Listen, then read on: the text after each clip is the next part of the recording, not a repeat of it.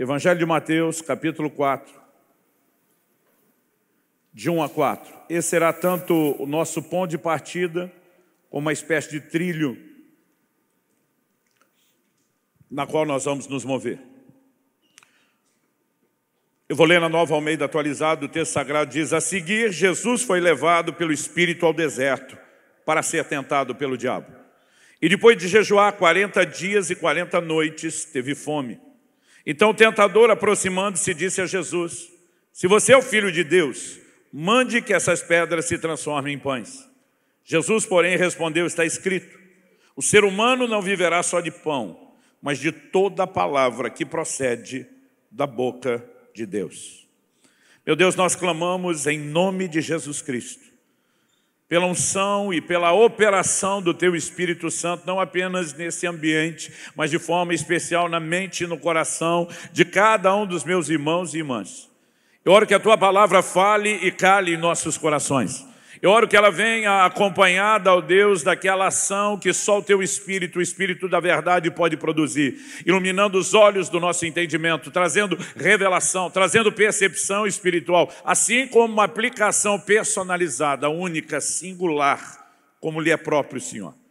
Nós oramos que o Senhor cumpra o propósito pelo qual Tua palavra tem sido liberada nessa hora. Que ela não apenas nos desperte, mas que ela provoque, pela ação do céu, correspondência. Que possa haver, de fato, ó Deus, mais do que informação. Que ela seja acompanhada de uma liberação dos céus nas nossas vidas. Nós oramos em nome de Jesus. E pela certeza de que o Senhor nos ouve, nos antecipamos em Te dar glória, honra e louvor. Em nome de Jesus. Amém. Amém. O texto começa dizendo que Jesus é levado pelo Espírito Santo ao deserto. O mesmo Espírito que o conduziu ao deserto para ser tentado pelo diabo, acredito eu, o dirigiu ao jejum. Outro dia alguém disse, bom, o texto só fala que o Espírito o liderou para ser tentado pelo diabo no deserto. E normalmente eu rebato, e você acha que Jesus se permitia ser dirigido pelo Espírito Santo numa coisa, mas não em outra. Vamos lembrar que ele viveu nessa terra como homem, e como homem ele foi plenamente dependente de Deus. Numa vida de oração e jejum, numa vida onde de fato ele se move não com os atributos divinos da operação dos seus milagres, mas como um homem. Atos 10, 38 fala sobre como Deus ungiu a Jesus de Nazaré com Espírito Santo e poder, o qual andou por toda parte, fazendo bem, curando a todos os oprimidos do diabo, porque Deus era com ele. O texto não diz que ele fez o que fez porque ele era Deus, mas porque Deus era com ele. Ou seja, como homem, ele se move sob a unção do Espírito Santo. E se o que Jesus fez, ele tivesse por acaso feito como Deus, nós jamais poderíamos, como ele falou, fazer as obras que ele fez, o que dizer maiores. A única razão pela qual isso é possível é porque ele, no seu ministério, se moveu como homem ungido pelo Espírito Santo. E é importante que eu e você olhemos para Jesus dessa forma. Porque durante muito tempo, quando eu lia sobre os 40 dias de Jesus, eu pensava, ninguém aguenta isso. É só porque ele era Jesus. Mas pasme você, o ser humano tem uma capacidade de durar sem comida, mais do que a maioria de nós imagina. Para quem não sabe, o recorde mundial de jejum está no Guinness Book de 1971. Um escocês jejuou por nada menos do que 382 dias. Tá certo? Começou com mais de 200 quilos e terminou com 83. Ele ganhou de um urso hibernando o tempo que ele ficou sem comida. Quando voltou a comer, não lembrava mais o gosto da comida. Por que eu estou dizendo isso? Em primeiro lugar, eu e você precisamos entender esse desenho. Quando você deixa de comer uma refeição ou duas, você começa a sentir um desconforto. Normalmente nós chamamos de fome, mas eu quero fazer uma distinção entre essa fome e a que Jesus sentiu. Nesse momento de desconforto, seu corpo que deixou de receber energia, que normalmente vem através da glicose, do carboidrato que você consome, ele busca uma fonte alternativa de energia no seu corpo. Qual? Glicogênio, armazenado no músculo e principalmente no fígado. E no máximo 3 dias, suas reservas de glicogênio terão esgotado. E seu corpo terá entrado no que os médicos chamam de cetose. Isso significa que agora a fonte de energia, que não é mais a glicose nem o glicogênio, ela vem das reservas de gordura no seu corpo. Se você já ouviu falar da dieta cetogênica, ela produz na pessoa o mesmo efeito que o jejum prolongado. A diferença é que na dieta cetogênica a pessoa está comendo carne, gordura, vegetais, mas não come glicose. Então ela força o organismo a buscar energia na reserva de gordura. Então é uma dieta feita para acelerar diretamente a queima da gordura. Mas a pessoa tem a mesma energia. Quem passa alguns dias sem comer, depois dos primeiros dias de desconforto, principalmente da desintoxicação que você experimenta nos primeiros 3 dias de jejum, caso você não tenha se preparado para ele, o que você vai descobrir é que depois de 3 dias você já não tem fome. Até o 5º dia a maioria diz que tem vontade de comer. Alguns você não pode dar bobeira com o braço perto, que ele pode dar uma mordida até o 5º dia. Mas alguma coisa acontece depois disso. E você percebe que seu organismo trocou um alimento externo por um interno. E você simplesmente permanece saciado até que essas reservas terminem. Quando a Bíblia diz que Jesus teve fome ao final de 40 dias, essa é a fome real, literal. Isso significa o fim das reservas de gordura. É o início do estágio de inanição, de consumo de tecido. E por que eu estou destacando isso? Porque esse momento de fome, e isso me faz imaginar que Nosso Senhor era assim, ó, fit, magrinho, saradinho. Né? Por quê? Em primeiro lugar, vivia da dieta do Mediterrâneo, até hoje considerada das mais saudáveis. Segundo, vivia numa época sem poluição, não comia alimento processado nem industrializado. Terceiro, eles andavam muito. A Bíblia diz que quando Pedro sai de Jope para pregar em Cesareia, na casa de Cornélio, ele cobriu a distância em 2 dias. Você sabe quantos quilômetros são? 60. Isso dá uma média de 30 quilômetros por dia caminhando. Mesmo que não fosse a média diária, você percebe que eles tinham um ritmo. Isso me faz imaginar que Nosso Senhor era bem enxuto. Por quê? Eu já fiz 3 de 40 dias. Eu nunca tive fome, porque aqui tem reserva, meu amigo. Então isso me faz imaginá-lo com menos reservas do que eu. Agora, diante desse momento de fome, você precisa entender que o que está em questão aqui é o que talvez seja o mais básico e primitivo dos instintos humanos, sobrevivência. É nesse momento que Satanás vem tentar Jesus. A tentação não era para quebrar o jejum, porque a Bíblia diz que ela acontece depois dos 40 dias e 40 noites, o que obviamente para mim sugere que o ciclo havia fechado. Mas a proposta de Satanás era, uma vez que ele já ia terminar o jejum, acelerar a forma de conseguir alimento. E alguém no desespero muito menor, como Esaú, muitas vezes chega ao ponto de vender o direito de primogenitura por um prato de lentilha. Essa área da alimentação, gente, não é tão simples como muitas vezes eu e você pensamos. Existe mais complexidade sobre aquilo que está por trás do que normalmente paramos para pensar. Mas fato é que o homem cai lá no jardim, cedendo exatamente a uma proposta que vem maquiada por trás da comida. Os israelitas tiveram saudades do Egito por causa da comida. Esaú vendeu seu direito de primogenitura por causa da comida. Paulo escreve a respeito de alguns cujo Deus é o ventre. Mas muitas vezes nós não temos percebido o quão delicado a relação com a comida pode ser, assim como com o dinheiro. Embora a Bíblia não diga que o dinheiro em si seja errado, a Bíblia diz que o amor ao dinheiro é a raiz de todos os males. E algo que não é errado em si pode exercer um fascínio, uma atração comprometedora na nossa vida. Mas a verdade é que Nosso Senhor não apenas resiste à proposta de Satanás. Qual era a proposta?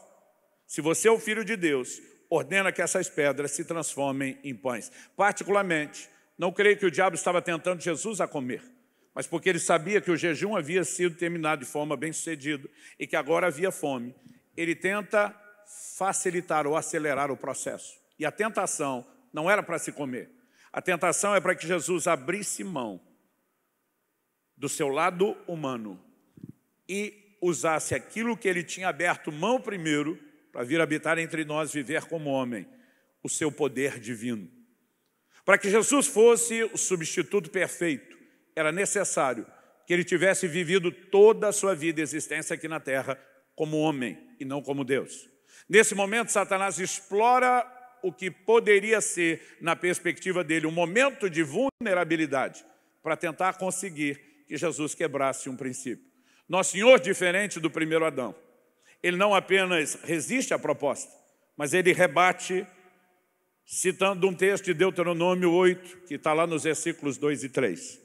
E a Bíblia diz no verso 4, Jesus, porém, respondeu, está escrito, o ser humano não viverá só de pão, mas de toda a palavra que procede da boca de Deus. E aqui nós não temos apenas uma resposta que demonstra que Jesus usou a palavra para triunfar sobre Satanás e uma proposta maligna, mas nós temos uma extraordinária lição. O que é que significa viver não só de pão, mas da palavra que procede da boca de Deus? O que alguém nesse estado da fome mais profunda, que é quando o estado de inanição está começando, dizer, eu me recuso a aceitar sua proposta, Satanás, porque mais do que o desespero pelo alimento natural, existe dentro de mim um profundo compromisso com o alimento espiritual. O tema da minha mensagem hoje é uma pergunta. Fome de quê? E eu e você precisamos levar em consideração algumas verdades.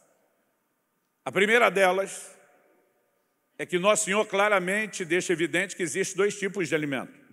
Não é só o pão, e quando ele fala pão, ele não está apenas se referindo àquele alimento feito do trigo, mas de uma forma geral, aquilo que nos sustenta. Mas quando ele fala da palavra de Deus, ele também a apresenta como um alimento. Então nós temos alimento natural e espiritual. Mas nosso Senhor também aplica nos seus ensinos, e não só nessa declaração, tanto a questão de fome como de saciedade, ligada não só ao alimento natural, mas também ao alimento espiritual. Então, em primeiro lugar, eu quero discorrer sobre os dois tipos de alimento. Em segundo lugar, eu quero discorrer sobre fome e saciedade, não só ligada ao pão natural, mas ao espiritual. Para só em terceiro lugar, então dar a volta e chegar onde eu quero. E eu quero fazer uma relação disso tudo com o papel e a importância do jejum, algo que Deus quer resgatar na nossa geração, ou talvez de uma forma sem precedentes na história da igreja. Em terceiro e último lugar, eu quero compartilhar com você o poder da abstinência. Eu creio que Deus vai levantar uma geração de gente faminta por Ele. Uma geração de gente sedenta da sua presença. Uma geração de pessoas com profunda fome pela sua palavra. E nós precisamos entender a importância que isso tem. Então eu quero que você me acompanhe, por gentileza, nessa construção. Vou começar em primeiro lugar destacando os dois tipos de alimento, baseado no que Jesus diz, o ser humano não viverá só do pão natural, mas de toda a palavra que procede da boca de Deus, o pão espiritual. Assim como o alimento natural é essencial à nossa subsistência, o alimento espiritual também é. Apesar de muitos crentes o negligenciarem. Porém, o que eu e você precisamos entender quando distinguimos os dois tipos de alimento, não é só saber que existem os dois e que o nosso ser integral precisa dos dois tipos, mas é entender que muitas vezes o alimento natural pode, de alguma forma, concorrer com o espiritual.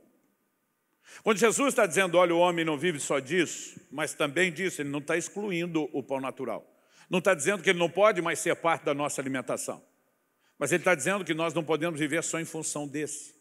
Porque há um fascínio, há uma atração, há uma distração por trás desse território que muitas vezes nos ofusca e nos prejudica em relação à percepção da importância do outro. Então me deixe citar algumas declarações de Jesus. A primeira delas, em Lucas 21, verso 34, eu vou ler na tradução brasileira. Guardai-vos para não suceder que os vossos corações fiquem pesados com o excesso no comer, no beber e com os cuidados dessa vida. Quando Jesus pede guardai-vos, obviamente, isso na Nova Almeida atualizada ficou como tenham cuidado, ele está dizendo é uma área para a qual vocês precisam ouvir a minha advertência. Prestem atenção, vigiem, fiquem espertos. E ele está dizendo que o excesso no comer e no beber pode deixar o coração, e aqui o coração não é o órgão que bombeia o sangue, ele está falando sobre o aspecto espiritual, pode deixar o coração pesado, sobrecarregado. Em Lucas, no capítulo 8, no verso 14, na parábola do semeador, Jesus diz que a parte que caiu entre espinhos, esses são os que ouviram e no decorrer dos dias foram sufocados com as preocupações, as riquezas e os prazeres dessa vida. Os seus frutos não chegam a amadurecer. Quando nessa alegoria Nosso Senhor diz que uma parte da semente caiu entre espinhos, Ele diz que os espinhos cresceram. E o problema dessa desgraça chamada espinho é que se você não arranca, ele cresce. E quando cresceram, sufocaram a palavra. Ou seja, existem coisas que concorrem com a ação da palavra de Deus na nossa vida. E Cristo denominou isso em 3 aspectos. Ele diz, primeiro, as preocupações, segundo, as riquezas, terceiro, os prazeres da vida. Vamos começar com as preocupações. O que é a preocupação primária, número 1 do ser humano? O que faz a maioria dos brasileiros, vamos falar no contexto do país, levantar para trabalhar? A necessidade de sustento, preservação, fome. A necessidade de botar comida na mesa. Quando conseguimos ir além do modo de sobrevivência, e boa parte da parte de baixo da pirâmide vive nela, quando falamos em termos estatísticos, proporcionais da quantidade de habitantes, do estado de vida material, na perspectiva da avaliação de ganho, a maioria vive apenas para garantir a sobrevivência. Mas quando alguém consegue romper isso, passar para aquela metadezinha de cima, que é bem menor, ele começa agora a lidar com a segunda coisa que Jesus destacou, as riquezas. Agora não é mera sobrevivência. Isso não significa que ele não tem preocupações, mas suas preocupações mudam. As preocupações iniciais eram como ganhar, agora a segunda é como preservar, como gastar. Mas de qualquer forma ele fala de uma terceira, que se chama os prazeres. E desde os primórdios da humanidade, você não vai encontrar em nenhuma cultura festa que não seja regada a comida, bebida e música. Esses 3 sempre estarão lá.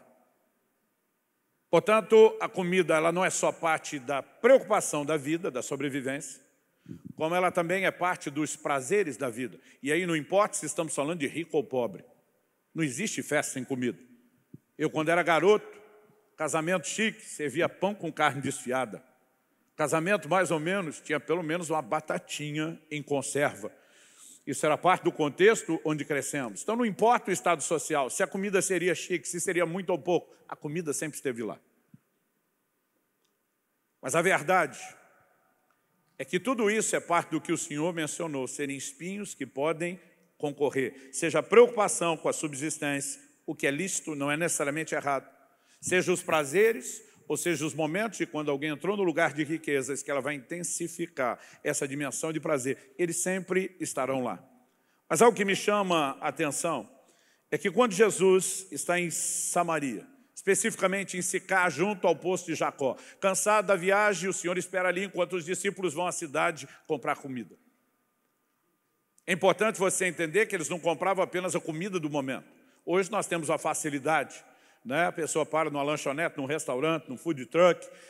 Naquela época, eles precisavam garantir comida de alguns dias. Então, obviamente, o estoque estava zerado. Nosso Senhor, além de cansado, deveria estar com fome. Eles pedem para Jesus, espera aí, estamos indo buscar comida. Nesse inteirinho, Jesus encontra aquela mulher junto ao poço de Jacó, começa a ministrá-la. Quando ele está ministrando e os discípulos voltam, João capítulo 4, do 31 ao 34, narra. Enquanto isso, os discípulos pediam a Jesus, dizendo, mestre, coma. Mas ele lhes disse, tenho para comer uma comida que vocês não conhecem. Então os discípulos começaram a dizer entre si, será que alguém lhe trouxe algo para comer? Jesus declarou, a minha comida consiste em fazer a vontade daquele que me enviou e realizar a sua obra. Quando os discípulos dizem, mestre, como? Eles estão dizendo para ele, nós já buscamos a comida, já voltamos com ela. Por que é que o Senhor ainda está falando com essa mulher? Importante agora é comer. Eles sequer respeitam a ministração. Jesus disse, vocês não estão entendendo. Eu tenho uma comida que vocês não conhecem. Eles começam a pensar, alguém trouxe alguma coisa antes da gente. Porque eles não estão entendendo que Jesus está falando de algo agora no plano espiritual. Então, Nosso Senhor precisa ser taxativo. E Ele diz, minha comida consiste em fazer a vontade daquele que me enviou e realizar a sua obra. Isso significa que eu e você precisamos mudar o que pensamos sobre a palavra de Deus como alimento espiritual. Ela não é um alimento apenas enquanto você lê. Ela não é alimento espiritual apenas quando alguém ouve uma pregação ou um ensino, seja num culto, numa reunião, ou você ouvindo algo gravado. Jesus está dizendo que o alimento é fazer a vontade de Deus. Ou seja, é o relacionamento com a palavra. O que envolve não só ouvir, mas praticar. E ele começa a apresentar uma perspectiva da qual normalmente as pessoas se distraem. E diz, ei, vocês estão tão focados nesse alimento natural. Eu não estou falando contra ele. Paulo escreve em 1 Coríntios 6 e diz que Deus criou o estômago para os alimentos para o estômago, é uma criação casada. Ele sabia que o meu e o seu corpo precisavam de subsistência, ele nos fez para isso. O problema não é comer. O problema é quando a nossa relação com isso começa a ofuscar a percepção da importância de coisas espirituais. E nós não podemos negar que uma coisa pode afetar a outra. Isso não faz do alimento algo necessariamente ruim, mas dependendo da maneira, a perspectiva com que nos relacionamos, ele pode se tornar prejudicial. Talvez não ao corpo, mas à sua alma. Em Deuteronômio, no capítulo 8, e esse é um texto que eu vou citar várias vezes ao longo da mensagem, porque, como eu disse, é o texto que Jesus faz referência na tentação no deserto. Mas em Deuteronômio 8:10, Deus diz assim, vocês comerão, ficarão satisfeitos, outra tradução diz, se fartarão, e louvarão o nome do Senhor, seu Deus, pela boa terra que Ele lhes deu. Deus está dizendo, eu quero abençoar vocês com comida. E comida na Bíblia também nunca se limitou somente à subsistência. Ela é vista como fonte de realização e de prazer. E Deus está dizendo, vocês vão se fartar e vão me louvar, vão me agradecer. Eu não sei você, como todo crente, isso para mim é muito claro na Bíblia, nós devemos receber o alimento com ações de graça. Mas tem comida que é tão boa, tão boa, tão boa, que eu agradeço antes e depois de comer. Eu no final tenho que agradecer de novo. E sabe, Deus disse que isso poderia fazer com que eu e você o louvássemos e exaltássemos o seu nome. Nós citamos muito o texto de Neemias 8:10, porque a alegria do Senhor é a vossa força. Vai ver lá qual o contexto que é. Eles começam dizendo, comei carnes gordas, bebei bebidas doces, enviai porção aos que nada têm preparado para si e alegrai-vos, porque a alegria do Senhor é a vossa força. Ele estava chamando o povo para fazer banquete. E quem não tinha, tinha que receber parte da comida daquele quem tinha, porque todo mundo ia se alegrar. Mas a pergunta a ser feita é, como uma coisa pode ofuscar a outra? E daqui eu quero transitar para o meu segundo tópico, que diz respeito à fome versus saciedade. A fome, como eu disse antes, é um dos mais básicos e primitivos instintos humanos, mas é aplicado de forma alegórica, muitas vezes nas Escrituras, para expressar profundo anseio ou necessidade de algo. E nesse sentido, Jesus diz em Mateus 5:6, bem-aventurados os que têm fome e sede de justiça, porque serão saciados. Então ele fala de fome e sede, não só para alimento natural. E ele fala de saciedade, não só nas questões naturais. Então existe tanto fome e sede no plano espiritual, como existe também saciedade no plano espiritual. Evangelho de João, no capítulo 6, no verso 35, Jesus diz, eu sou o pão da vida. Quem vem a mim jamais terá fome, quem crê em mim jamais terá sede. Ele diz, haverá saciedade. A fome e a sede serão saciadas. Mas quando você começa a olhar o todo do ensino de Jesus nessa área, existe mais coisas que eu e você precisamos levar em consideração. No Sermão do Monte, registrado sob a lente, a perspectiva de Lucas, nós lemos Lucas capítulo 6, verso 21, Jesus dizendo, bem-aventurados são vocês que agora têm fome, porque serão saciados. De novo, fome e saciedade. Agora a pergunta é, de que tipo de alimento Jesus está falando? Durante muito tempo eu achava que ele estava dizendo o seguinte, bem-aventurados são vocês que têm fome de encher mesmo a barriga, porque Deus vai suprir vocês e vai trazer alimento, vai saciar a fome literal de vocês pelo pão natural.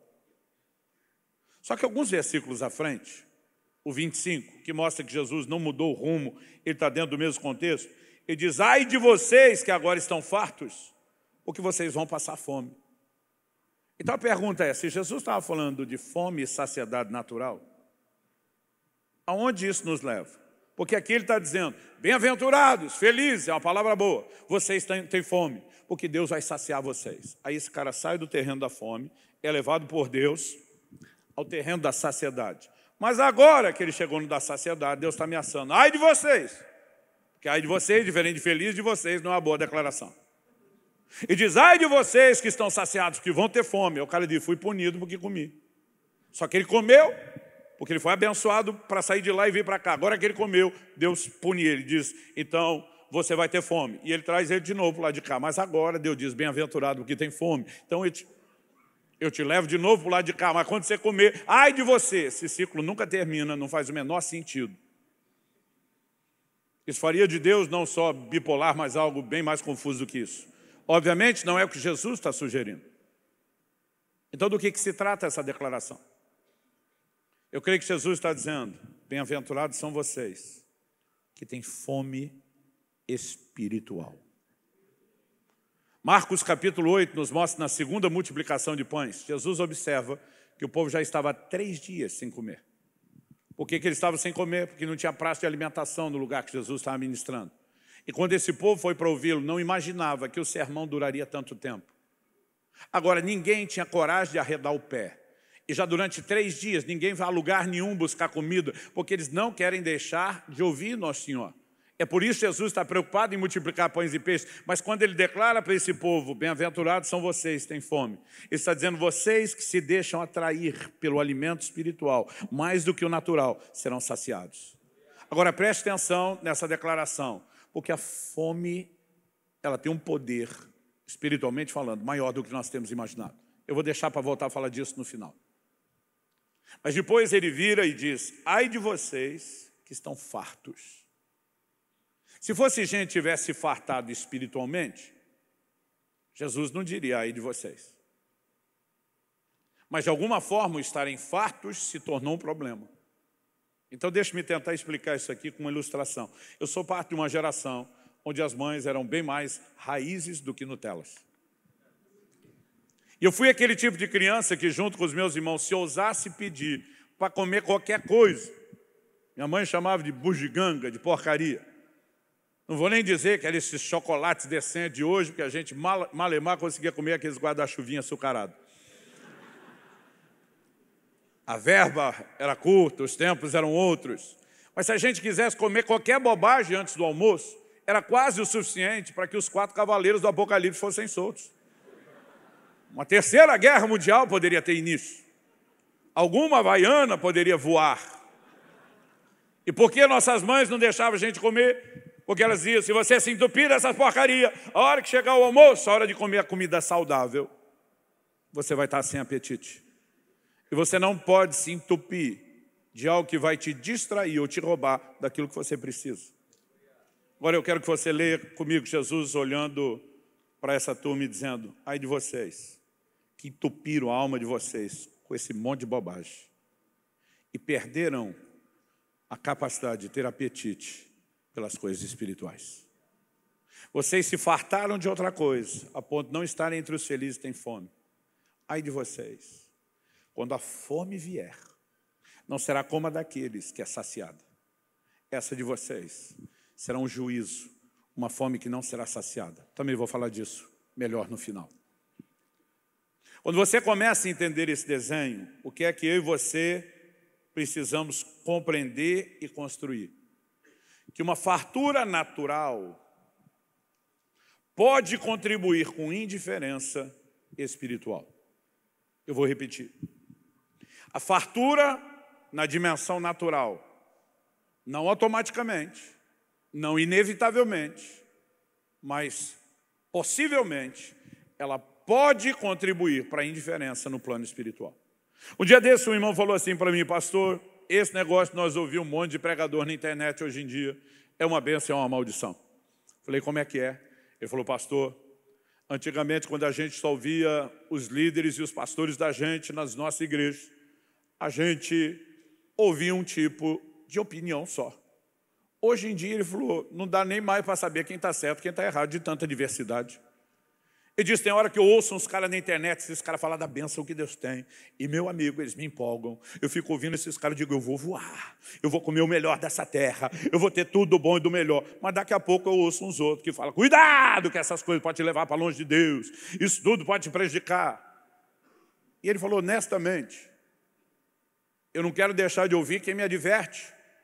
Porque seria falta de sabedoria não ter advertência. Mas eu gosto de ouvir aqueles que me empolgam. E eu não consigo saber quem está certo e quem está errado. O que o senhor me diz? Falei, na minha opinião, os 2 grupos estão certos e os 2 estão errados. Falei, pastor, como isso é possível? Falei, os dois estão certos, porque cada um dos dois pregam usando textos bíblicos. Mas os dois estão errados, porque eles acham que a Bíblia só diz a parte que eles estão pregando e não diz a do outro.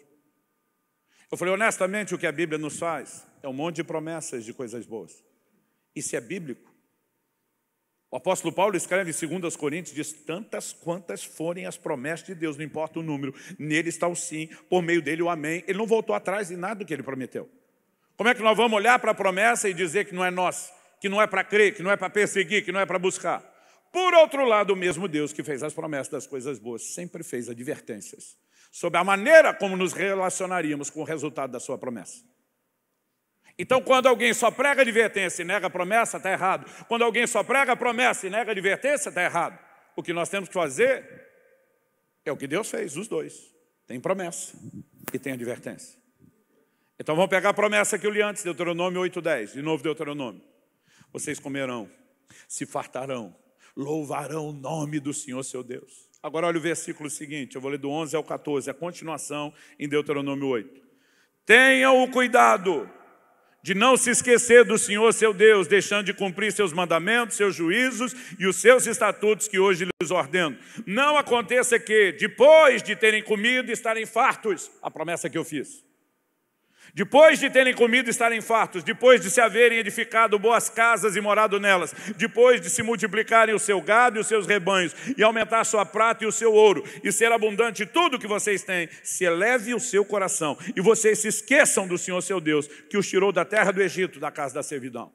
Ele está dizendo, eu não mudei de ideia, eu quero dar a vocês o melhor dessa terra, mas presta atenção, aprecie com moderação. Não aconteça que depois de você ter se fartado, seu coração se eleve e você se esqueça de mim. Sabe o que Deus está dizendo? Eu quero dar o melhor a vocês, ainda que eu corra o risco.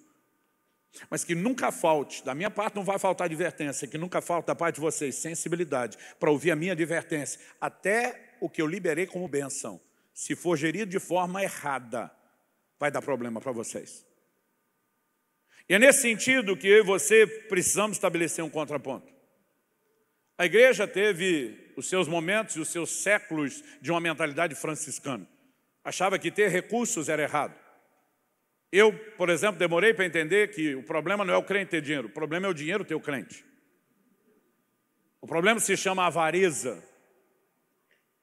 Os antigos definiam a avareza dizendo o avarento não possui as coisas, são as coisas que o possuem. E de alguma forma nós começamos a abrir a mente, a entender, Deus quer nos abençoar, Deus quer trazer provisão. E eu louvo a Deus porque isso nos tirou de um lugar de exagero. Mas nós começamos honestamente a migrar de um extremo para o outro. E hoje em dia nós temos uma geração que, em nome de uma prosperidade bíblica, esqueceu verdades básicas do contentamento e advertências contra a avareza. E as supostas promessas de prosperidade, estou chamando suposta pelo contexto em que são aplicadas, porque elas são bíblicas, elas têm desviado muita gente. Nós não podemos negar que a mesma escritura do outro lado diz de gente que almejando ser rico, traspassou-se a si mesmo com muitas dores, se perdeu no processo, desviou da fé. E muitas vezes nós temos deixado de lado uma perspectiva bíblica que sempre esteve lá. Eu quero que você me acompanhe por um instante, vou dar uma pausa no assunto de comida, vou mexer um pouco em questões materiais e já vamos voltar depois para o nosso assunto. Evangelho de Marcos, capítulo 10. Eu gostaria que você me acompanhasse a partir do versículo 21. O contexto é um jovem que procura Jesus. A Bíblia não diz seu nome, o apresenta como um jovem rico. E ele pergunta ao Senhor, no verso 17, o que ele precisa fazer para herdar a vida eterna. No 19, Jesus responde, você conhece os mandamentos. No 20, ele replica a Jesus, eu tenho observado isso tudo desde a minha mocidade. E o verso 21 diz que Jesus o amou. Agora preste atenção, o texto não diz que Jesus o trollou. A gente tem que olhar isso com a perspectiva correta, porque alguns de nós já mudamos a maneira de olhar. A Bíblia diz que Jesus o amou. Em um dos evangelhos nós temos a pergunta, se queres ser perfeito? Ele está dizendo, você está almejando mais do que o básico da salvação.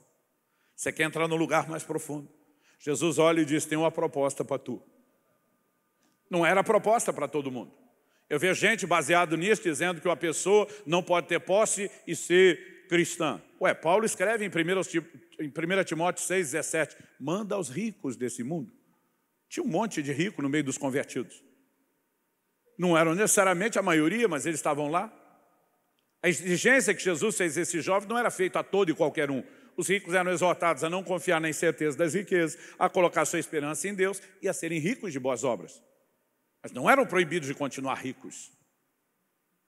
Mas Jesus olha para esse rapaz e de uma maneira específica ele diz: só uma coisa falta a você. Vá, venda tudo que tem, dê o dinheiro aos pobres e você terá um tesouro no céu. Depois venha e siga-me. O verso 22 diz: ele, porém, contrariado com essa palavra, retirou-se triste, porque era dono de muitas propriedades. O verso 23 nos mostra que Jesus, que não perdia uma oportunidade didática, não deixava a bola quicando. Emenda: então Jesus, olhando ao redor, disse aos seus discípulos: como é difícil para os que têm riquezas entrar no reino de Deus. Os discípulos estranharam essas palavras. Não fez muito sentido, não caiu a ficha. Só que Jesus continua batendo na mesma tecla. Mas Jesus insistiu em dizer-lhes: filhos, como é difícil entrar no reino de Deus. É mais fácil um camelo passar pelo fundo de uma agulha do que um rico entrar no reino de Deus. Eles ficaram muito admirados, dizendo entre si: sendo assim, quem pode ser salvo? Jesus, olhando para eles, diz: para os seres humanos é impossível, contudo não para Deus, porque para Deus tudo é possível. Então Pedro começou a dizer-lhe: eis que nós deixamos tudo e seguimos o Senhor. Jesus respondeu: em verdade lhes digo, que não há ninguém que tenha deixado casa, irmãos, irmãs, mãe, pai, filhos ou campos, por minha causa e por causa do Evangelho, que não receba, já no presente, 100 vezes mais casa, irmãos, irmãs, mães, filhos, campos, com perseguições. E no mundo por vir, receberá a vida eterna. Quais lições nós podemos tirar daqui, especialmente dentro do contexto de fome e saciedade? Em primeiro lugar, a dificuldade que Jesus menciona, como é difícil para os que têm riqueza entrar no reino de Deus. Do que ele estava falando? Obviamente, ele não fala de algo que Deus estabeleceu. Porque a Escritura é clara quando diz em Romanos 2,11 que Deus não faz acepção de pessoas. Deus não ia olhar para o pobre e dizer: tu já sofreu demais, tem que facilitar a sua entrada no reino. Para o rico dizer: não, você já foi muito consolado, agora para tu eu vou dificultar o jogo. Ele não faz diferença, acepção entre um e outro. Logo, presume-se que a dificuldade não provém de Deus. A dificuldade provém de onde? Do próprio rico.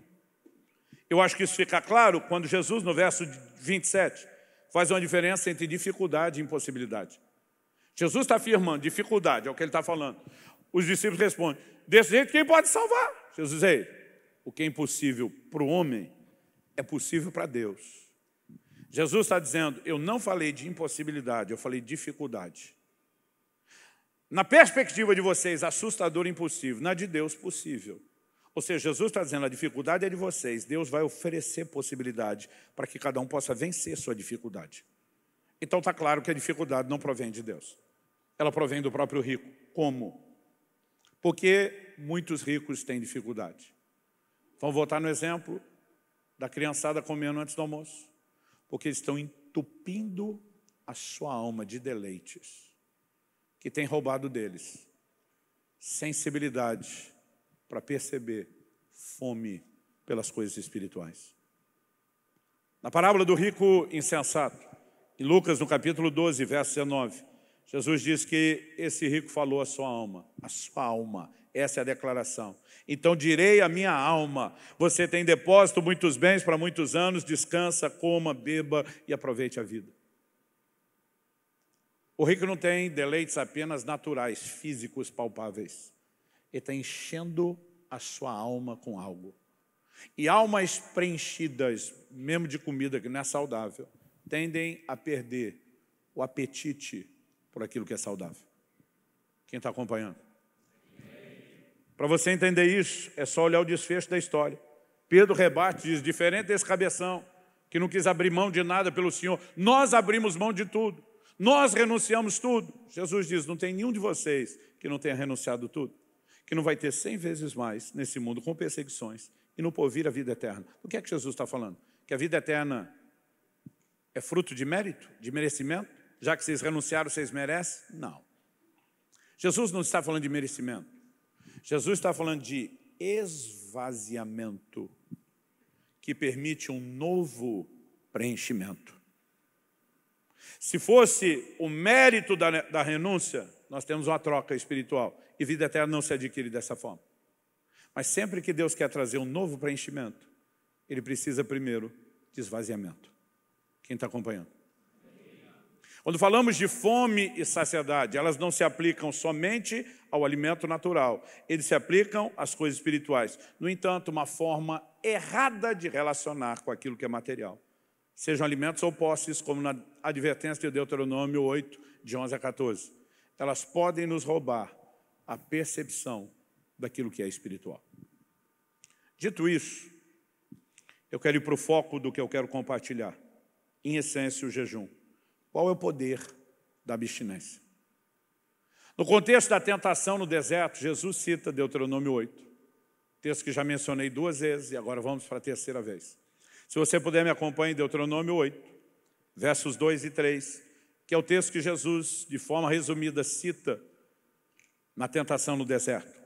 O texto sagrado diz: lembrem-se de todo o caminho pelo qual o Senhor, seu Deus, os guiou no deserto durante esses 40 anos, para humilhar vocês, para pôr vocês à prova, para saber o que estava no coração de vocês, se guardariam ou não os seus mandamentos. Ele humilhou vocês. Ele os deixou passar fome. Ele os sustentou com o maná que vocês não conheciam e que nem os pais de vocês conheciam, para que vocês compreendessem que o ser humano não viverá só de pão, mas de tudo o que procede da boca do Senhor.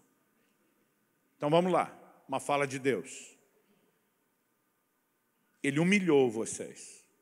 Ele os deixou passar fome. Ele os sustentou com o maná. Então vem uma declaração. Para quê? Para que indicativo de propósito? Para que vocês compreendessem. Ele está dizendo, existe uma didática que só se torna eficaz quando ela vem dentro de um processo. Para que vocês compreendessem que o homem não vive só de pão, mas de tudo o que procede da boca do Senhor. Jesus entra num lugar profundo de compreensão disso, a ponto de vencer Satanás e rebater em cima de onde está alicerçado sua fé e sua convicção. Mas a pergunta é, esse mesmo nível de valor ou convicção tem orientado as nossas vidas? Será que nós sequer sabemos o que é entrar nesse lugar de compreensão? Porque essa compreensão ela requer um processo didático. E nele Deus diz, eu deixei vocês passar fome. Eu humilhei vocês. O que é que existe por trás da humilhação e da fome? Eu vou chamar isso de o poder da abstinência. Ela tem a capacidade, quando nos priva de determinados deleites, de produzir, não automaticamente, não inevitavelmente, mas com a atitude correta, de produzir em nós uma consciência e uma percepção de outros níveis de deleites. E sabe o que eu acho interessante? Jesus cita isso num contexto do jejum. E ele fala de Deus ter feito seu povo tanto passar fome, como de humilhação. Outro dia um jovem da igreja falou para mim, não pastor, eu não gosto muito de lidar com o jejum porque eu tenho fome quando eu jejuo. Falei, tu tá de brincadeira. Quando a gente acha que já ouviu de tudo, sempre surge um criativo inovador. Embora em jejuns prolongados, como eu falei, você vai deixar de sentir fome, acredite em mim. O jejum, ele basicamente, em essência, está ligado à fome. Mas o que é interessante é que a Bíblia fala do jejum também como uma forma de humilhar a alma. No Salmo 35:5, o salmista diz, eu humilhava a minha alma com jejuns. Às vezes ele é traduzido como afligir a alma, em vez de humilhar. Em Daniel, no capítulo 10, nos versos 2 e 3, quando o anjo aparece ao profeta, ele diz, desde o dia em que você se propôs a buscar a Deus e a se humilhar perante Ele. E se a fome e a humilhação, ambas estão presentes no jejum, podem gerar compreensão da importância do que é o maná, o alimento espiritual. A pergunta é, a gente tem se exposto a esse processo didático? Porque Jesus, depois de 40 dias, estava afiadinho na compreensão da importância do que é espiritual. Agora entenda, eu falei antes, isso não é automático. Israel passou 40 anos no deserto e ainda reprova no teste. Jesus, com 40 dias, liquida a fatura. A questão não é o tempo que você permanece lá, é o coração que você tem quando passa por esse processo. Porque Israel desperdiça 40 anos. No final, qual a atitude deles? Está registrado em Números 11, de 4 a 6. E o populacho que estava no meio deles veio a ter grande desejo da comida dos egípcios. Também os filhos de Israel começaram a chorar outra vez, dizendo: quem nos dará carne para comer? Lembramos dos peixes que comíamos de graça no Egito. Que saudade dos pepinos, dos melões, dos alhos silvestres, das cebolas, dos alhos. Mas agora a nossa alma está seca. Outras traduções dizem: nossa alma definha. E a reclamação deles é: e não vemos nada a não ser esse maná. Preste atenção, Deus humilhou os seis passar fome, para que eles entendessem a importância do maná. Depois de toda humilhação e fome, e nós só temos a porcaria desse maná. Significa que o resultado não é automático, a menos que haja um coração aberto e receptivo. Quando eu falo do poder da abstinência, nós precisamos reconhecer, gente, que a igreja tem jogado fora a prática do jejum. De todas as disciplinas espirituais, na minha opinião, ela é hoje em dia a mais negligenciada. Provavelmente por ser a menos entendida. Os crentes não estão jejuando. No início do ano eu fiz uma pesquisa, uma enquete nas redes sociais. Eu creio que a amostragem estatística foi boa, quase 30 mil respostas eu tive. Isso é maior do que a grande maioria, se não absoluta, de todas as pesquisas de intenção de voto que você já viu. O poder de representatividade estava bem coberto ali. A minha primeira pergunta: quem já fez, pelo menos uma vez na vida, um jejum de 24 horas? Eu não estava perguntando sobre regularidade, sobre frequência, sobre prática contínua, tipo, já rolou uma vezinha na vida? Isso é quase como que a gente querendo medir a vida de oração das pessoas e fazer a pergunta: quem já orou uma vez na vida? Aí se você olhar para o que orou uma vez na vida, vai dizer: está ruim esse negócio, hein, uma vez só? Mas se tivesse orado uma vez na vida, já estaria dentro da pesquisa. Se tivesse jejuado uma vez, estava dentro. Para minha surpresa, 59 ponto, alguma coisa por cento, que eu não me lembro mais o ponto quanto, quase 60%, responderam nunca terem feito um jejum sequer de 24 horas.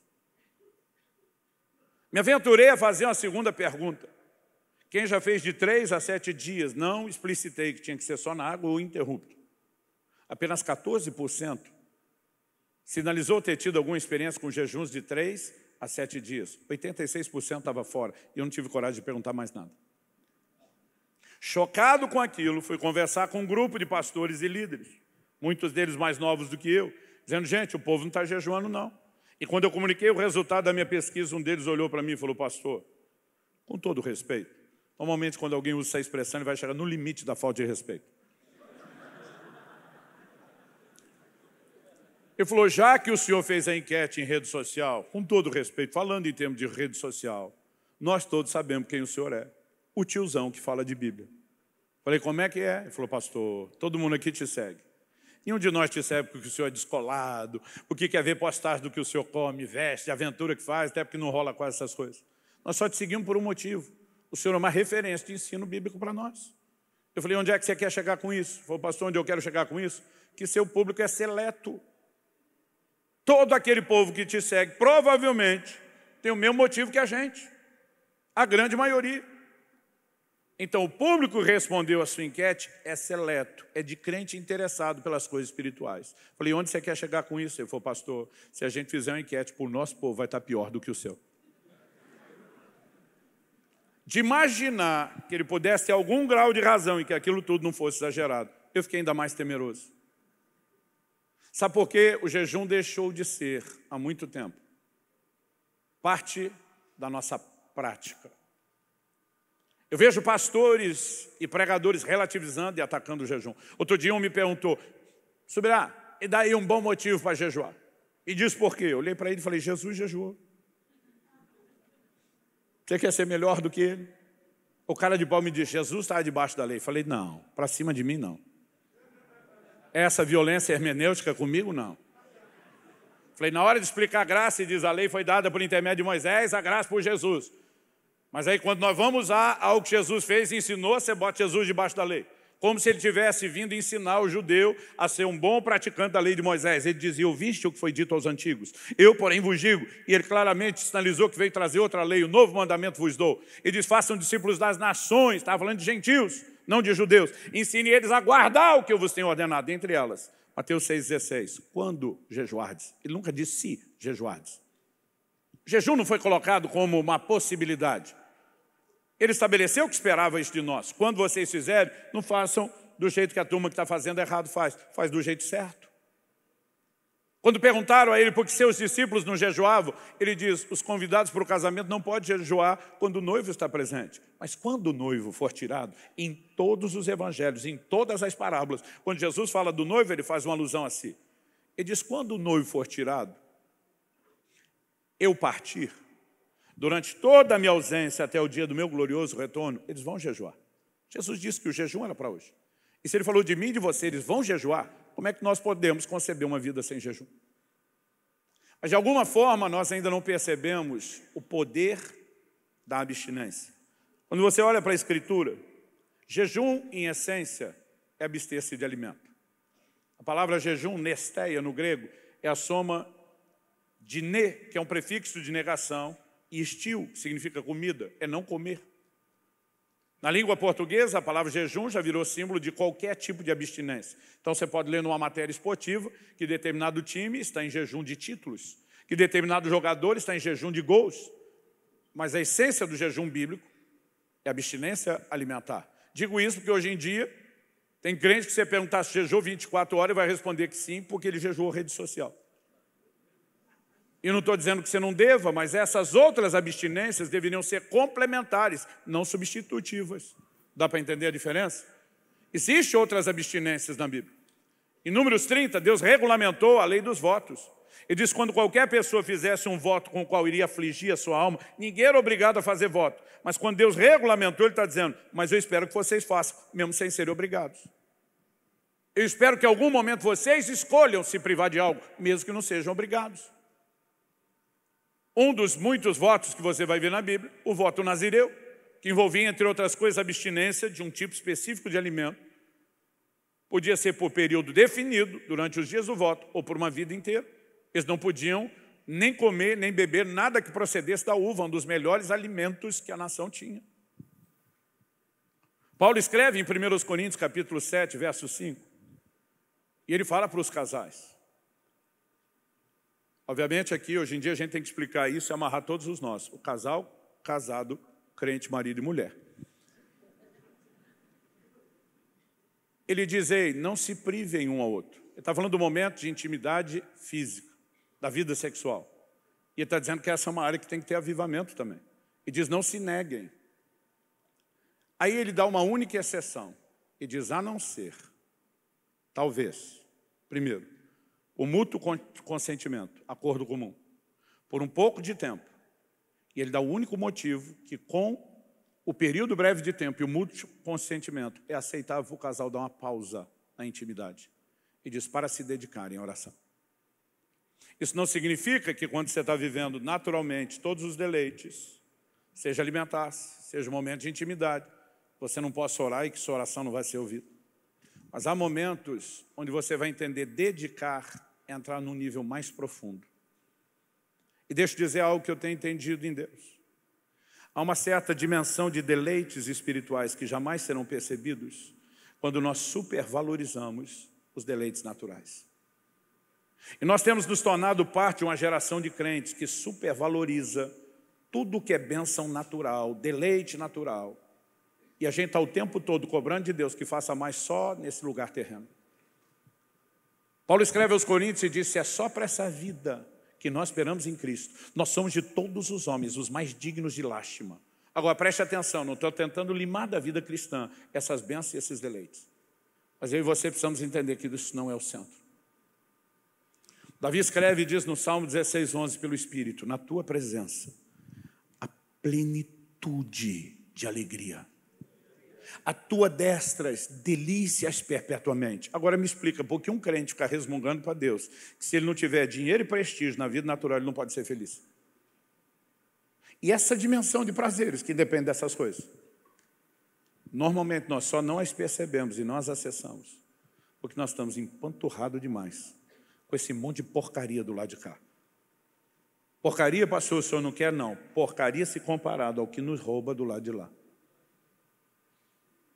A solução não é simplesmente dizer, vamos fugir de tudo isso e trancar no mosteiro. Não. É o coração. Só que há um treinamento chamado abstinência. Deus submeteu a nação de Israel meio que na imposição. E nos deixou claro que só a imposição não funciona. Jesus voluntariamente decide seguir a liderança do Espírito Santo e diz, eu quero te acompanhar nesse processo, ainda que seja uma abstinência de 40 dias sem alimento. E quando corações voluntários se inclinam, há uma didática por trás disso. Não significa estado permanente. Paulo dizia, eu sei o que é ter fartura, abundância, mas eu sei o que é passar necessidade. Ele diz, minha vida não é definida por nenhuma dessas circunstâncias. Eu aprendi a viver contente em toda e qualquer situação, porque eu posso todas as coisas naquele que me fortalece. Ele está dizendo, meu ânimo não vem das circunstâncias, minhas forças procedem de Deus. Agora você consegue imaginar um exército de crentes como temos na nação brasileira, que não dependem das circunstâncias, que consegue ter deleite e prazer em Deus a despeito do que enfrenta. O estrago que nós não poderíamos causar no reino das trevas, o acréscimo que nós não poderíamos acrescentar ao reino de Deus. Mas nós mesmos vamos vendendo para uma nova geração de discípulos que vai chegando, que o evangelho é baseado unicamente em alegrias terrenas. E não estou tentando subtraí-las do evangelho, mas quero te dizer, isso não é, nunca foi e nunca será o suprassumo. Há um lugar de deleite em Deus, que à medida que eu e você nos dedicamos a determinadas privações, nós podemos ter a sensibilidade disso. E sabe, embora Jesus sinalizou que esperava que jejuássemos, Ele não determinou a periodicidade de quanto em quanto tempo você faz. Ele não determinou a duração dos seus jejuns. Ele não determinou o tipo. A Bíblia fala de jejuns parciais, como de Daniel. Se absteve de carne, vinho e manjar desejável. Hoje em dia, especialmente para as mulheres, leia-se chocolate, sobremesas. Outro dia um falou para mim, esse negócio de jejum parcial para mim não é bíblico. Falei, explica isso para o anjo que foi dar joinha para o Daniel no final das 3 semanas. Porque pelo jeito nem o anjo sabia que não era bíblico. Irmão, sempre tem um fariseu querendo dar pitaco no jejum dos outros. Lá na nossa igreja a gente ensina o povo a dizer, meu jejum, minhas regras. Se nem Jesus determinou a periodicidade, a duração ou o tipo do jejum, eu olho para um fariseu e digo, agora é tu que vai querer regular isso na minha vida. Outro dia um falou para mim, pastor, bala açucarada pode? Eu falei, vale até caldo de cana. Depende do que você se propôs no coração ou do que o Espírito Santo te lidera. Agora, o que eu e você precisamos entender é que apesar de ele não ter dito como, quando e nem de quanto em quanto tempo, ele está dizendo, mas eu espero que você faça. Você vai ter liberdade de escolher, ou terá que ser sensível em momentos que eu te direcionar. Mas isso precisa ser parte da sua vida. Dia desse alguém me perguntou, pastor Luciano, quais são os principais benefícios que o senhor pode destacar desse pique embalado que o senhor vem de jejum? Falei honestamente, uma capacidade de dar menos valor aos deleites naturais. Gente, é inexplicável. Só quem jejua com frequência ou regularidade vai entender isso. Mas as coisas materiais perdem absurda e inexplicavelmente o seu valor. Perde o poder de atração. E não significa que Deus não quer fazer. Eu volto dos jejuns vendo muito milagre de provisão financeira. Mas a diferença é que, porque perdeu a importância, ele perde a chance de ser senhor, ele vem como servo. O centro de gravidade de quem jejua muda. O centro de gravidade da terra puxa para baixo. O centro de gravidade do reino de Deus puxa para cima. Buscar as coisas são do alto, pensar nas coisas são de cima. E sabe, Deus está atrás de uma geração que começa a ambicionar esses valores, os deleites que pode ter nele. Como nós desprezamos uma dimensão inexplicável de tesouros, de benefícios, de valores, porque estamos distraídos com essas coisinhas.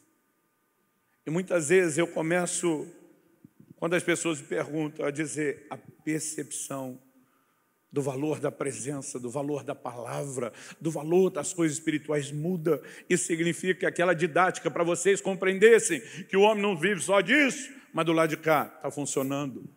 Quando eu e você começamos a nos entregar essa prática. Quem está entendendo? Um dia desse eu vi meu amigo Douglas Gonçalves citando alguém. Eu não sei, não lembro mais quem ele estava citando para dar o crédito. Mas vou dar meio crédito. Ele disse que a moeda, entre aspas, entenda o que eu vou falar, a moeda do reino é a fome. E ele cita, ou citou Isaías 55:1. Ah, todos vocês que têm sede, venham às águas, e vocês que não têm dinheiro, venham, comprem e comam. Sim, venham e comprem, sem dinheiro e sem preço, vinho e leite. Como que alguém compra sem dinheiro? Deus não disse, vocês que não têm dinheiro, venham e comam de graça. Ele diz, compra, mas eu não tenho dinheiro, então você vai ter que comprar quanta coisa. E sabe, não é a única vez que isso aparece na Bíblia. No Novo Testamento, na carta à igreja de Laodiceia, em Apocalipse 3, 17, 18, há uma igreja que se intitula rica e que Deus chama de pobre e miserável. Ele os aconselha a comprar dele vestes brancas, ouro, colírio. Ué, mas Deus está chamando de miserável, não tem condição de comprar. Como que você compra? Ele diz, vocês têm fome, tem a moeda do reino. O anseio por aquilo que Deus tem, o apetite, o desejo pelas coisas espirituais, assim como a fé, te dá um acesso profundo àquilo que Deus tem. Talvez como parte da expressão de fé, com ela mesclada. Mas sabe, Isaías 44, 3, Deus diz, eu vou derramar água sobre o sedento. Ele só vai dar água para quem quer água, para quem vai beber água, para quem não vai desperdiçar água. Normalmente Jesus diz, você não dá pérola para os porcos, você não dá nada para quem não valoriza. Ele está dizendo, eu vou dar comida para quem tem fome, eu vou dar de beber para quem tem sede. E quando eu e você começamos a entrar nesse lugar de sede ou fome, ele vai dizer, bem-aventurados vocês que têm fome, porque vocês serão saciados. Mas se eu e você vivemos tempo demais, empanturrando a nossa alma, a ponto de não ter fome, ele vai olhar para mim e para você e vai dizer, ai de vocês, que estão fartos, não do que deveria ter se fartado. Mas agora o juízo, vocês vão ter fome. E sabe como esse quadro termina? Em Amós, no capítulo 8, no verso 11, Deus diz, eis que vem dias, diz o Senhor, em que enviarei fome sobre a terra. Não fome de pão, nem sede de água, mas de ouvir as palavras do Senhor. Durante muito tempo eu usei isso como uma declaração positiva, que Deus ia trazer despertamento e fome espiritual. Um dia desse, o Espírito Santo falou comigo, lê o versículo seguinte. E aí eu li o 12. Deus diz, andarão de mar a mar e do norte até o oriente. Correrão por toda a parte procurando a palavra do Senhor, mas não acharão. E diz, agora é um grupo que vai ter fome, mas não pode mais ser saciado. Não vai achar a palavra de Deus em lugar nenhum. E quando você olha os versículos anteriores, por exemplo, de 4 a 7, Amós 8, você vai descobrir que os israelitas foram julgados porque tinham se fartado era do pecado. Deus disse, empanturrou com o pecado e veio de me desejar. Presta atenção, quando a fome chegar, não vai rolar saciedade, ela será para juízo. Então ele está dizendo, não espere esse tipo de fome chegar, aqui vai ser tarde demais. Cultive essa. Quem está acompanhando? Há um lugar para onde Deus deseja nos atrair. Não existe avivamento que não seja pavimentado por um caminho que é sempre semelhante. Já profetizado por Joel, volte-se a mim de todo o coração. Isso com jejuns, com pranto, com arrependimento, com santificação, com oração. Ao longo de toda a história, não só na Bíblia, não há avivamento sem essas coisas. Agora, o que significa voltar-se ao Senhor de todo o coração? Nós estamos clamando a Deus para que o avivamento varra a terra e nem a gente está tão preocupado assim com Ele. Eu e você estamos tão empolgadinhos com o nosso mundo que nós não conseguimos mensurar a declaração de homens como Paulo. Que lá em Filipenses 3, os versículos 7 e 8, nos surpreende com a seguinte declaração, mas o que para mim era lucro, isso considerei perda por causa de Cristo. E diz, na verdade, considero tudo como perda, por causa da sublimidade do conhecimento de Cristo Jesus, meu Senhor. Por causa dele perdi todas as coisas e as considero como lixo para ganhar a Cristo. Teve uma época que eu achava que considerar perda era pecado. Aí imaginava o crente se converteu dizendo, aquilo que para mim era lucro, as bebedeiras, as baladas, as orgias, as festas, os vícios. Agora eu sei que isso traz perda espiritual, eu não quero nada disso. Não, Paulo está dizendo, eu considero todas as coisas. Ele não está falando só de pecado. Ele está dizendo coisas boas, coisas lícitas, coisas agradáveis, promessas de Deus. Tudo isso é perda. Nada disso compara com o que é conhecê-lo. Ele está dizendo, eu dei um perdido. E algumas dessas coisas que ele deu um perdido não era viver sem, mas já não eram mais o foco, o centro da sua busca. Elas se tornaram apenas efeito colateral e não concorrentes daquilo que deveria ser o foco. De alguma forma, à medida que resgatamos a prática da abstinência, autoimposta, escolhida, isso vai gerando em nós percepções espirituais. Honestamente, eu não tenho conhecido um homem e uma mulher de Deus que tem feito diferença no meu tempo ou nas gerações onde temos acesso a biografias, que você não vai encontrar uma história como a dos apóstolos dizendo, nós abrimos mão de muita coisa. Porque esse poder didático da abstinência, ele nos leva a valorizar outras coisas. E quando nós aprendemos a lição e não só começamos a desfrutar de Deus, nós não deixamos que essas coisas agora voltem a ser concorrentes, como os espinhos foram, para aquele em quem a palavra de Deus não frutificou. Quem está entendendo? Eu não vim aqui te apontar o dedo, eu não vim aqui jogar pedra em você,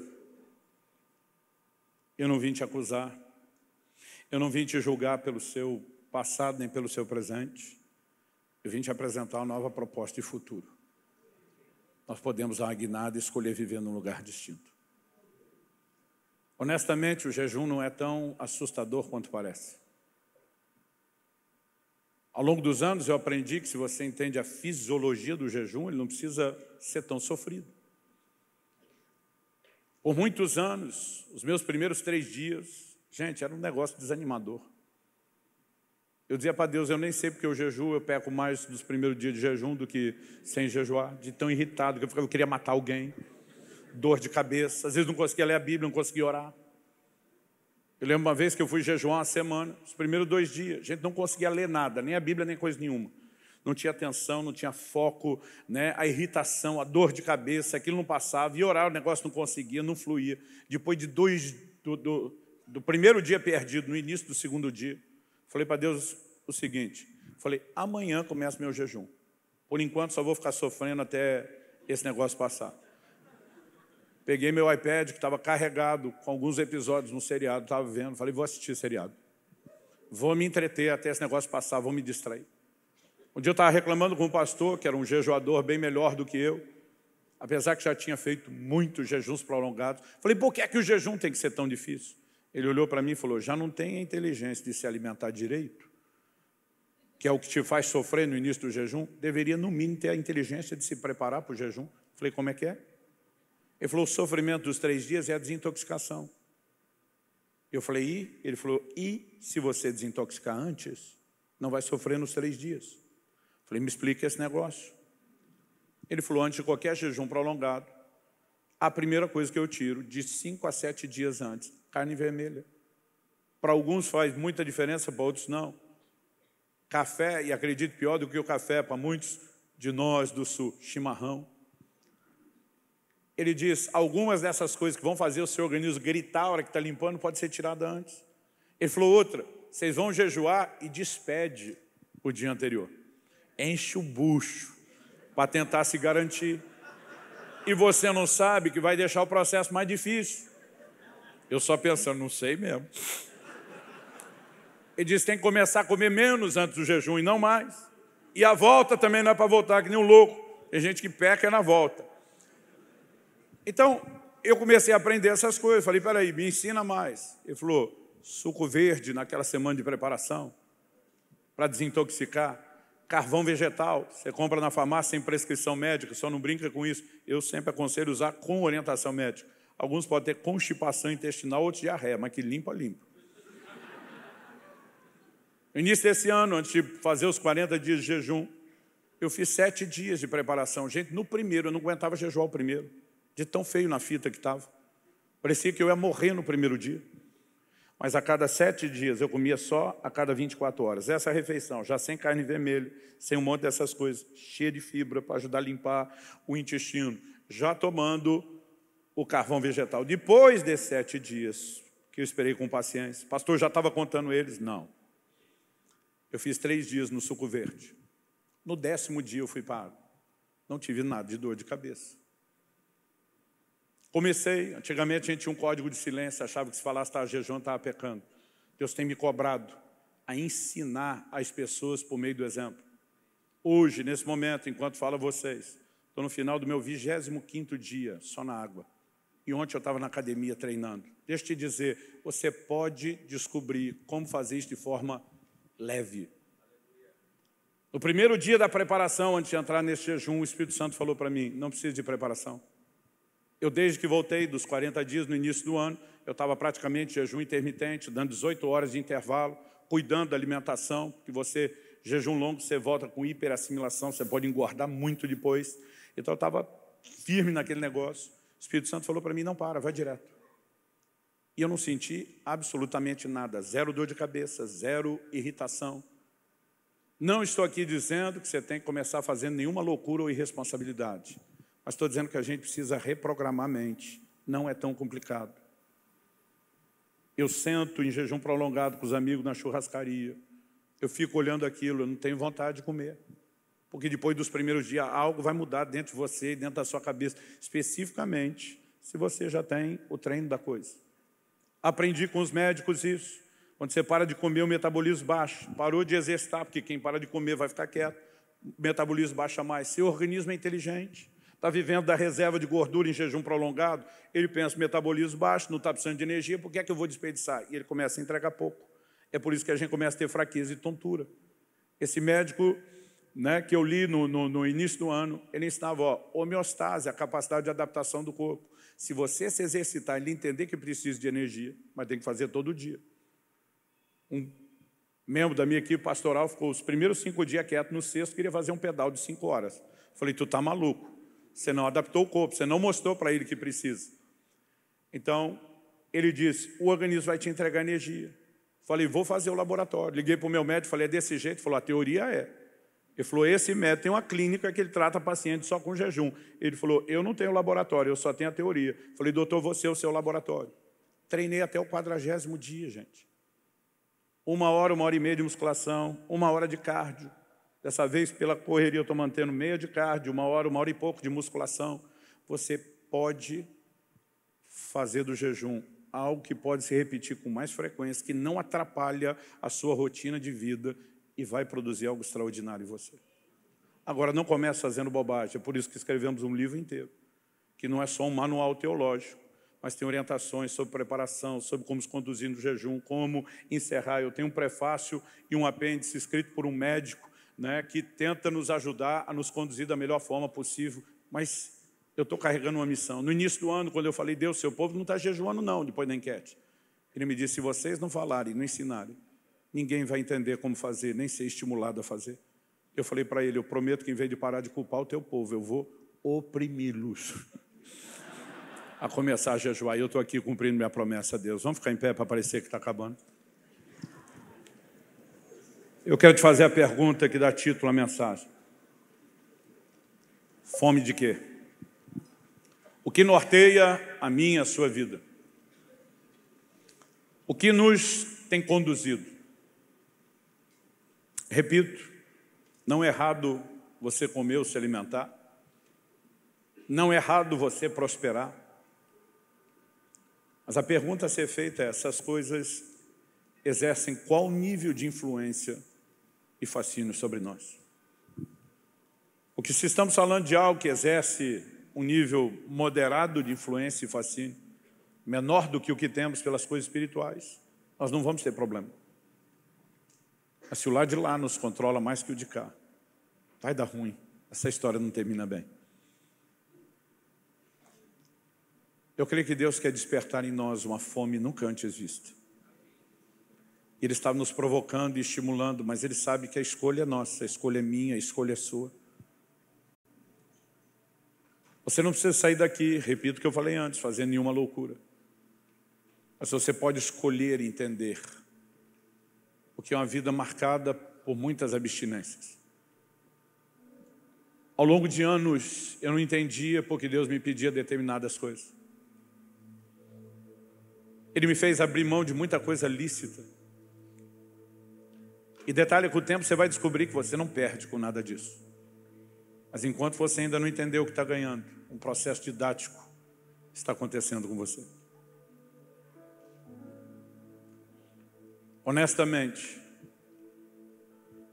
se eu voltasse hoje aos meus 15 anos de idade, eu vou fazer 50 daqui a uns meses, com aquilo que Deus me fez entender sobre jejum, eu teria jejuado muito mais. E não acho que fiz isso pouco. Mas ele teria sido algo muito mais intenso na minha vida. Deus vai resgatar a cultura do jejum. Ela terá um papel importante e predominante para o avivamento que está por vir. Mas não é que ele seja místico em si.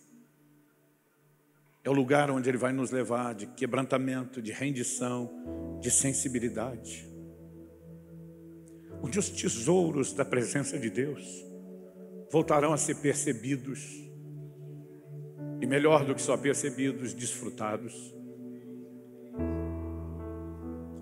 Eu fiquei muito chocado com aquela ilustração que o pastor Eibe deu ontem, que eu já conhecia. De um violinista tocando. E ninguém na correria do dia a dia parando para apreciar o que outros dão tanto valor. Como nós temos feito isso com o Senhor.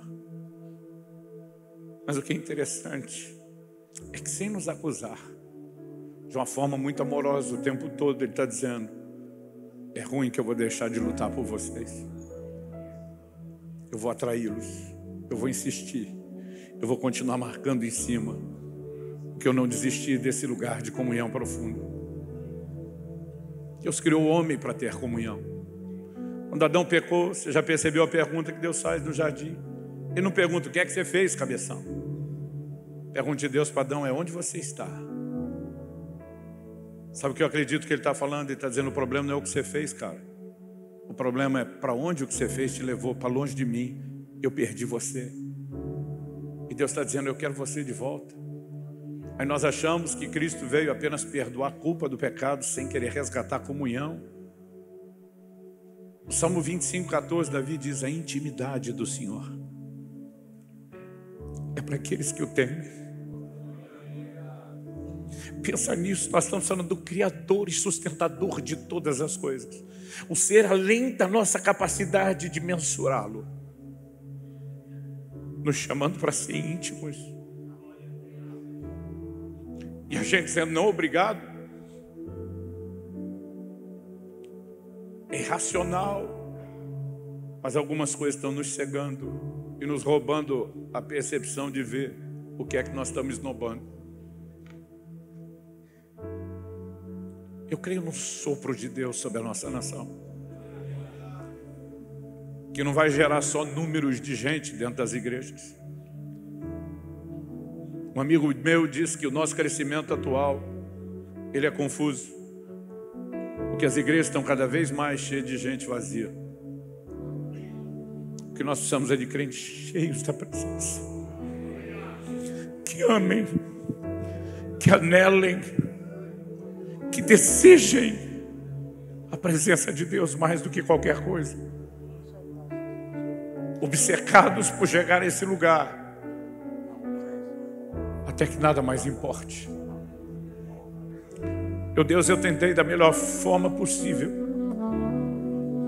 estimular meus irmãos e irmãs hoje, mas se o Senhor não vivificar essa palavra, terá só sido um discurso e nem necessariamente motivacional. Nós precisamos de mais e clamamos por mais. Abre os nossos olhos, aguça e dilata a nossa percepção espiritual nessa tarde, para que possamos não apenas ouvir e entender, mas corresponder com o Senhor, atender a sublimidade do teu convite para esse lugar de comunhão, de intimidade mais profunda. Ajuda-nos a avaliar a fome de que tem regido nossa vida. Porque a fome do pão diário tem feito com que muitos de nós, dia após dia, nos levantemos da cama e corramos para o trabalho. Mas muitas vezes há uma inércia quando falamos de fome espiritual. E nós clamamos que isso mude, Senhor. Mude não só nas nossas vidas. Nós clamamos que isso mude na igreja brasileira. Desperta esse gigante adormecido, Senhor. Te damos glória, Senhor, pelo teu amor insistente, pela maneira perseverante como o Senhor insiste em cercar-nos e procurar-nos. Nós te somos gratos. Queremos te honrar correspondendo contigo, entregando o melhor de nós nessa busca. Clamamos por um tempo de experiências novas e maiores, que consolidem ainda mais esse relacionamento. Dias de avanço, Senhor, para se voar mais alto, para se mergulhar mais fundo no rio de Deus. Muito mais do que apenas conquistas. Nós queremos ser conquistados, nós queremos viver rendição profunda. E suplicamos a tua graça sobre cada um de nós. Nós oramos em nome de Jesus. Se você crê e concorda, diga amém. Se você recebe essa palavra, diga eu recebo em nome de Jesus.